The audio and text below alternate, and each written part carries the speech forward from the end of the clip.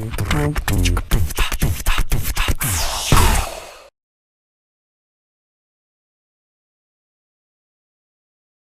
tahun 2002, sepasang suami istri yang kebetulan keduanya adalah seorang astronot, Brian dan Fowler, dikirim keluar angkasa oleh NASA. Mereka belum lama menikah. Misi berjalan lancar sampai sebuah benda asing menghantam mereka semua, yang menyebabkan salah satu teman Brian bernama Marcus terpental terlepas hilang di luar angkasa. Brian yang masih terikat ke pesawat ikut terputar akibat hantaman benda asing tadi, sedangkan istrinya terlihat pingsan akibat benturan. Ia pun masuk kembali ke pesawat dan berhasil menstabilkan posisinya. Akibat benturan tadi, hampir seluruh sistem mati. Dari jendela, Brian melihat benda yang melintasi mereka tadi mendarat di permukaan bulan. Akibat kejadian itu, Brian ketika pulang di sidang, ia dianggap lalai saat bertugas yang mengakibatkan Marcus tewas. Sayangnya saat kecelakaan kemarin, Fowler pingsan sebelum melihat apa sebenarnya menghantam pesawat mereka. Seluruh sistem mati pada saat itu membuat tak ada bukti lain kecuali perkataan Brian. Alhasil, namanya pun tercemar dan ia dipecat oleh NASA.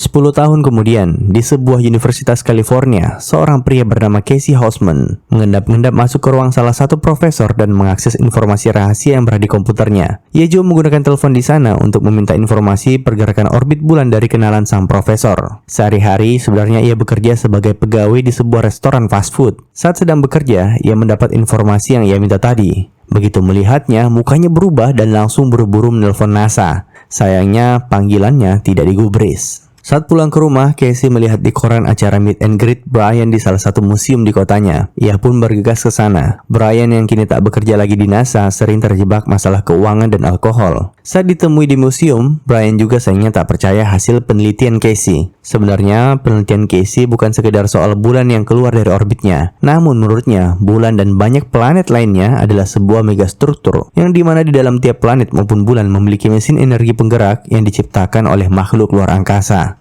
Di sisi lain, Fowler sukses sebagai astronot, kini menjadi salah satu petinggi di NASA. By the way, akibat kejadian 10 tahun lalu, hubungannya dengan Brian tak berjalan lama. Mereka bercerai dan ternyata di scene ini kita melihat bahwa Fowler sudah sempat menikah lagi, namun kembali bercerai. Ia pun dikaruniai seorang putra. Fowler diminta untuk segera ke kantor karena keadaan emergensi, di mana bulan keluar dari orbitnya yang berdasarkan perhitungan, jika terus berlanjut, 3 minggu lagi akan menghantam bumi. Informasi ini sangat rahasia dan bisa membuat kepanikan massal jika diketahui masyarakat umum. Namun baru saja mereka mau menyembunyikannya, seseorang sudah memposting informasi ini di media sosial, yang membuat media seluruh dunia heboh dan kita bisa tebak orang itu tak lain adalah Casey. Setelah diteliti, ternyata di salah satu permukaan bulan terdapat sebuah lubang yang cukup besar. NASA dengan bantuan negara lainnya mengirimkan astronot untuk meneliti sumber lubang tersebut. Dari peluncuran ini juga orang-orang semakin yakin berita yang Casey muat di medsos adalah hal yang benar. Saat sampai di luar angkasa, tepatnya di atas bulan, sebuah mesin dijatuhkan untuk mengukur kedalaman lubang tersebut. Saat kedalaman baru mencapai 25 km, alat tersebut tiba-tiba didorong naik oleh sesuatu dengan kecepatan tinggi. Dan saat sampai di permukaan, terlihat benda yang persis sama dengan yang menyerang Brian 10 tahun lalu. Alhasil, ketiga astronot serta pesawatnya hancur tak tersisa. Teknologi dengan kemampuan yang belum pernah manusia lihat membuat seluruh orang yang menyaksikannya ketakutan. Pimpinan utama NASA, Albert, langsung menelpon keluarganya untuk berkemas dan pergi ke suatu tempat untuk bersembunyi. Ia menyerahkan jabatannya ke Fowler dan memberitahu bahwa ada banyak hal yang sebenarnya NASA sembunyikan selama ini. Dengan izinnya, ia menyuruh Fowler pergi memeriksanya sendiri di sebuah lokasi bernama Holden Field. Kita kembali ke Brian yang tiba-tiba mendapat telepon dari mantan istrinya, di mana putra mereka bernama Sonny terlihat ditangkap oleh polisi akibat ugal-ugalan. Ia pun disidang, namun tak berjalan mulus karena Brian mengintervensi hakim saat sidang. Ditambah si pengacara yang sempat salah ucap, di mana dia bersedia membayar berapapun biaya jaminan agar Sonny lepas. Akhirnya sidang pun ditunda hingga minggu depan. Awalnya hal ini tak menjadi masalah sampai Brian melihat berita di TV mengenai bulan yang akan menghantam bumi. Ayah tiri Sonny bersama kedua putrinya bahkan sudah bersiap-siap untuk melarikan diri ke dataran tinggi. Orang-orang di seluruh dunia sudah panik. Perekonomian hancur dan penjarahan terjadi di mana-mana. Orang-orang berusaha ke daerah pegunungan mengingat daya tarik bulan mengakibatkan hampir setengah kota mulai tenggelam. Brian teringat perkataan Casey kemarin dan memutuskan untuk mencarinya. Saat ditemui, Casey akhirnya menjelaskan bahwa bulan dan banyak planet lainnya merupakan megastruktur dari alien. Di dalam inti bulan terdapat mesin yang menjaganya selama ini agar berotasi pada orbitnya. Makanya ia yakin saat ini ada sebuah benda asing yang membuat inti bulan tersebut kacau dan membuatnya keluar dari orbit. Percakapan keduanya terhenti akibat pasang air laut yang cukup parah menciptakan tsunami dan menghantam gedung. Kita kembali ke Fowler yang sedang ke sebuah gudang yang berisikan seluruh file rahasia yang selama ini disembunyikan. Salah satunya rekaman dari Helen Bryan saat bertugas 10 tahun lalu. Dari lorong muncul seseorang bernama Hosenfield yang juga mantan seorang astronot. Ia adalah salah satu kru yang pertama kali menginjakkan kaki di bulan. Dari sejak awal ia bertugas, ada beberapa kejadian yang disembunyikan oleh pemerintah. Salah satunya ia menyaksikan dari dalam bulan memancar sebuah cahaya. Makhluk yang menyerang bulan saat ini sebenarnya mereka coba kalahkan sejak lama menggunakan senjata bernama Zulu XR7. Namun karena keterbatasan dana, akhirnya proyek tersebut dihentikan.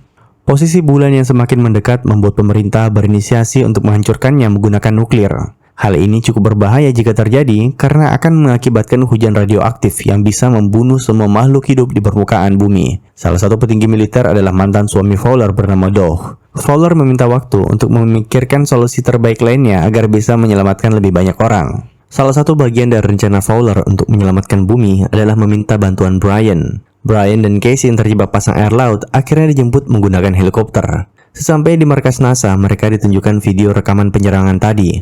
Menurut Fowler, saat makhluk tersebut keluar dari bulan dan menyerang para astronot, bulan berusaha kembali pada orbitnya. Casey yang memiliki teori ini dari awal semakin yakin akan teorinya. Dijelaskan juga bahwa makhluk yang menyerang mereka bukan makhluk hidup, melainkan mesin dengan artificial intelligence yang mendeteksi setiap ada daya listrik di sekitarnya. Jadi mereka membutuhkan pilot handal layaknya Bryan untuk memulai misi ini. Bryan yang selama ini dibuang layaknya sampah oleh NASA sempat tak ingin membantu. Namun sebagai imbalan agar anaknya Solon diselamatkan, ia rela untuk ikut serta. Pesawat luar angkasa yang dimiliki NASA sebenarnya juga sudah tidak ada. Maka dari itu, menggunakan bantuan militer, mereka mengambil pesawat Apollo yang terdapat di museum untuk digunakan kembali. Sedangkan Doug, mantan suami Fowler, memberikan bantuan dengan membawakan senjata rahasia Zulu XR7. Senjata ini mampu mengeluarkan gelombang EMP yang dipercaya dapat memusnahkan makhluk yang akan mereka lawan. Tindakan Doug ia lakukan tanpa persetujuan para petinggi militer lainnya.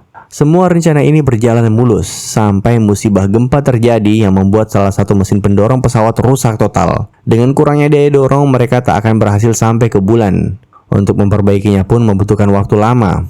Fowler akhirnya membatalkan misi tersebut dan meminta seluruh pekerja untuk terbang ke Colorado, di mana tempat penampungan yang disediakan oleh militer. Saat bersiap-siap pergi, Fowler tak sengaja melihat monitor yang menunjukkan perkiraan orbit bulan. Dari sana ia mendapat ide di mana mereka akan meluncurkan pesawat ketika posisi bulan tepat di atasnya. Dengan begitu, gravitasi bulan akan membantu pesawat sampai keluar angkasa. Tak hanya itu, Casey akhirnya ikut ditugaskan. Sebagai petinggi NASA, Fowler memberikan Casey jabatan sebagai astronot. Sedangkan Sony bersama putranya Fowler dikirim ke tempat penampungan khusus para petinggi militer, di mana Doug sudah menunggu di sana. Sedangkan para pekerja yang tersisa membantu peluncuran pesawat di menit-menit terakhir. Tingginya daya tarik gravitasi bulan akibat terlalu dekat dengan bumi menyebabkan air laut menjulang tinggi sampai menghancurkan semuanya. Untung saja pesawat berhasil lepas landas bersama kaburnya para pekerja lainnya menggunakan helikopter.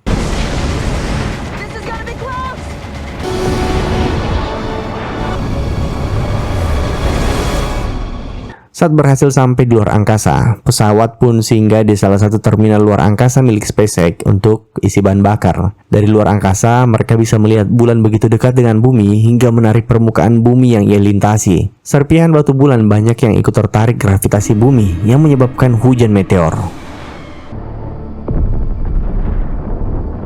Berpindah ke Sony dan rombongannya. Di tengah jalan mereka dihadang oleh perampok. Kendaraan serta tas yang berisikan alat komunikasi kedua juga ikut dirampas. Alhasil mereka harus berjalan ke kota terdekat untuk segera mendapatkan kendaraan lainnya. Sedangkan Bryan, Fowler, dan Casey melanjutkan perjalanan. Mengingat musuh mereka mendeteksi listrik, mereka harus mengemudikan pesawat secara manual. Casey menghitung pergerakan bulan, Fowler sebagai navigator, dan Bryan mengatur mesin roket. Mereka berusaha mendekati bulan di tengah banyaknya bebatuan yang sempat menghancurkan ekor pesawat. Saat mendekati titik tujuan, mereka menggunakan pesawat yang lebih kecil untuk membawa senjata yang mereka siapkan. Untuk memancing makhluk tersebut memakannya, mereka mengalirinya dengan listrik. Sayangnya, makhluk itu seakan tahu bom yang mereka siapkan adalah umpan. Ia malah mengincar pesawat utama yang saat sudah hampir dilahap. Bryan menyadari bahwa detonator bom maupun HP Casey yang menyala mungkin pemicunya. Ia segera menghancurkan keduanya dan benar saja makhluk itu berhenti bereaksi dan kembali ke dalam lubang. Meneliti lebih dalam, mereka menyadari bahwa makhluk itu tak hanya memakan atau menyerang segala yang dialiri listrik, tapi ia menyerang benda yang dialiri listrik di sekitar benda organik. Simpelnya, kita bisa bilang ia mengincar manusia. Mereka harus menyusun strategi baru, tapi di saat yang bersamaan, Fowler mengingatkan,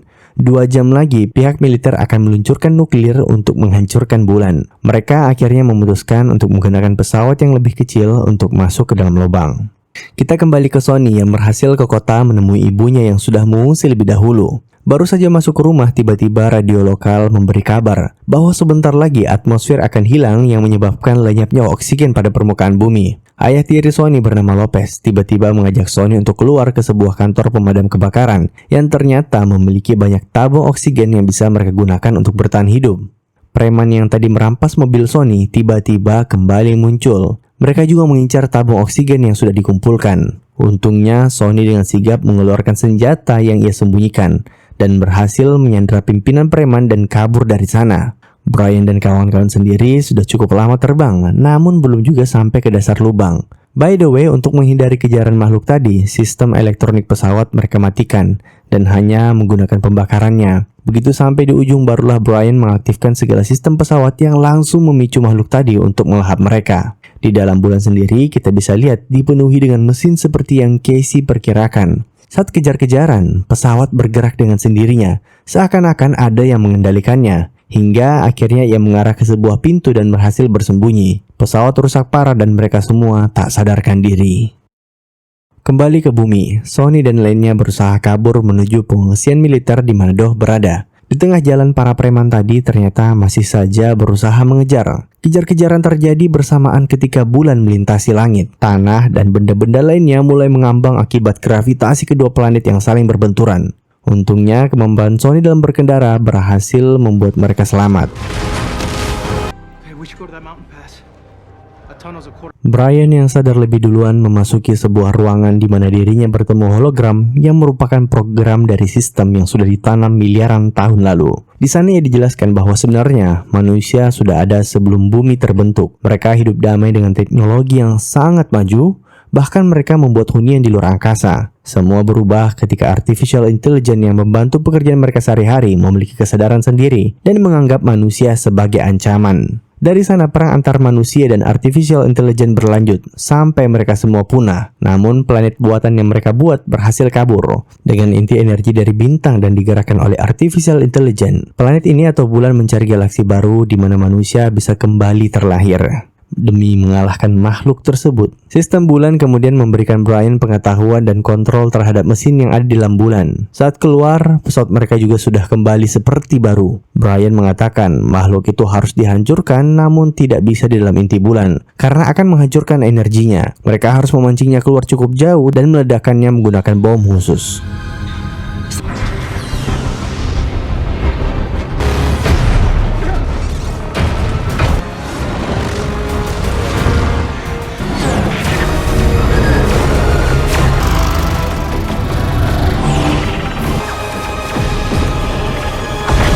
Di saat yang bersamaan di bumi, bulan mulai memasuki atmosfer. Sonny dan rombongannya berusaha berjalan ke arah terowongan kereta demi berlindung dari meteor, menggunakan oksigen yang mereka ambil tadi. Mereka semua pun berhasil bertahan. Sayangnya di tengah jalan, salah satu putri Lopez mengalami malfungsi pada tabung oksigennya. Ia mengorbankan miliknya agar putrinya bisa terus berjalan ke tempat persembunyian. Saat sampai di terowongan, Sonny baru tahu terkait kondisi ayah tirinya. Ia pun segera berlari ke belakang untuk menyelamatkannya. Yang kebetulan, bulan telah melewati langit di atas mereka dan oksigen kembali normal. Sayangnya, belum lama jalan, ia tertimpa runtuhan pohon. Di lain sisi, militer sudah siap menembakkan nuklir. Untuk mengaktifkannya dibutuhkan 3 kombinasi kunci dari para petinggi militer dan salah satunya adalah Doh. Mengingat putranya yang masih berada di luar bunker dan mantan istrinya yang ia yakini pasti sedang melawan makhluk luar angkasa, membuatnya menolak untuk menembakkan nuklir. Perseteruan terhenti karena ternyata bunker mereka tak cukup kuat menahan reruntuhan gunung yang jatuh tepat di atasnya. Mereka semua pun tewas tertimpa runtuhan batu. Kembali ke Sonny, di mana Michelle, pengasuh putra Doh, datang menyelamatkannya bersama dengan bulan yang kembali melewati langit di atas mereka. Seluruh tanah terangkat termasuk pohon yang menimpanya. Akhirnya mereka berhasil bebas dan masuk ke dalam terowongan dengan selamat.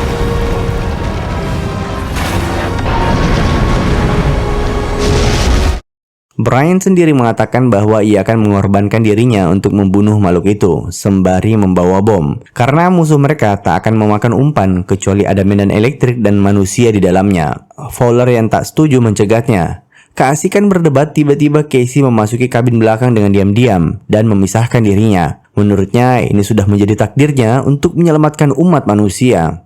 Ia berterima kasih ke Brian karena sudah mempercayainya saat orang-orang menganggapnya orang gila, dan meminta tolong untuk merawat ibunya yang sudah tua renta jika selamat.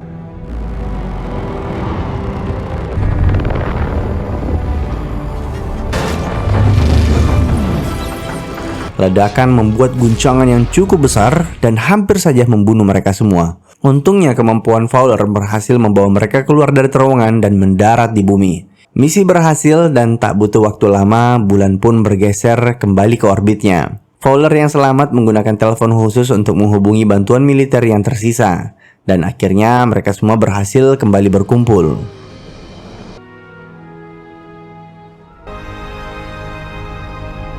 Di akhir film kita ditunjukkan wujud Casey dalam bentuk hologram. Alam bawah sadarnya berhasil dipindahkan oleh sistem bulan sebelum akhirnya ia mati.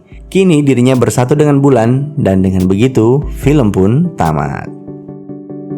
By the way, kalau kalian ada saran untuk film yang mau direview selanjutnya, boleh komen di bawah ya. Terima kasih sudah menonton. Jangan lupa komen, like, dan subscribe biar channel ini semakin berkembang.